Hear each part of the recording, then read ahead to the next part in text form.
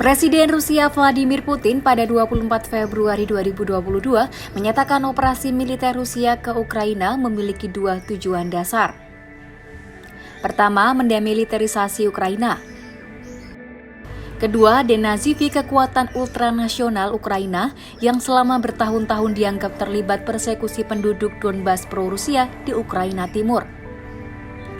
Demilitarisasi yang dimaksudkan Putin adalah langkah memaksa Ukraina agar menjadi negara netral di tengah iming-iming NATO menarik Ukraina ke blok politik barat itu.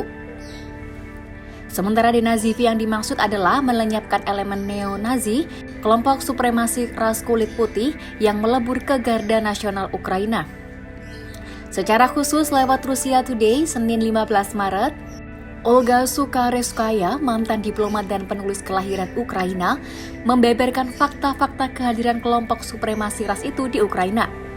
Menurut Olga, fakta keberadaan kelompok radikal supremasi ras di Ukraina terdengar tidak menyenangkan, sebab Presiden Ukraina Volodymyr Zelensky berdarah Yahudi dan narasi yang dibangun Amerika Serikat dan sekutu Eropanya menganggap fakta itu mustahil.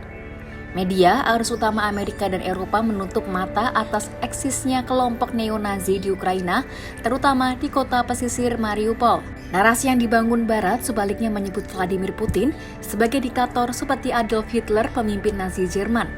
Menurut Olga, sekilas jika melihat dokumen-dokumen sejarah pendirian negara Ukraina akan membuatnya tampak cukup Eropa dan demokratis.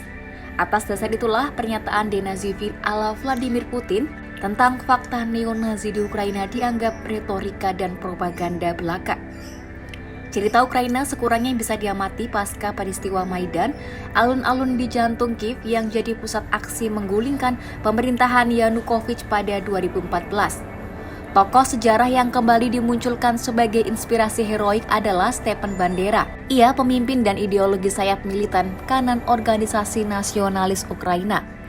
Hari ini ada jalan-jalan di Ukraina yang dinamai menurut namanya. Orang-orang menyanyikan lagu untuk menghormatinya dan membawa potretnya. Bandera, sebagai kepala organisasi ini dianugerahi gelar pahlawan Ukraina oleh mantan Presiden Ukraina Viktor Yushchenko pada 20 Januari 2010. Pada 17 Februari 2010, anggota parlemen meminta Presiden terpilih Viktor Yanukovych yang dianggap pro-Rusia untuk mempertimbangkan kembali tindakan Yushchenko. Simon Wiesenthal Center, lembaga Yahudi internasional yang sangat berpengaruh, mengecam langkah itu dan menyatakan sikap muak mereka yang mendalam atas pemujaan Bandera. Setelah kudeta 2014, otoritas Ukraina yang baru mengambil pendekatan yang lebih sistematis untuk memuliakan kolaborator Adolf Hitler itu. Pada April 2015, Undang-Undang tentang Status Hukum dan Pengabdian Memori Pejuang Kemerdekaan Ukraina di abad ke-20 diadopsi. Aun dan upah dianggap elemen yang dimuliakan. Pengabdian ingatan sejarah ini ditindaklanjuti pembangunan kompleks memorial. Pada 2019, Verkhovna Rada Ukraina mengadopsi resolusi untuk merayakan tanggal dan hari jadi yang tak terlupakan. Daftar tersebut termasuk hari ulang tahun Stepan Bandera. Pada 1 Januari, prosesi obor untuk menghormati Bandera diadakan setiap tahun di kota-kota Ukraina dan Stepan Bandera Avenue telah muncul di Kiev. Tak ada undang-undang yang melarang pawai diadakan dan monumen didirikan untuk menghormati divisi Galicia SS. Sesuai Undang-Undang Ukraina, tidak ada monumen yang dapat dibuat tanpa izin dari otoritas kota. Mendidik anak-anak dalam semangat Nazisme Ukraina dimulai di sekolah.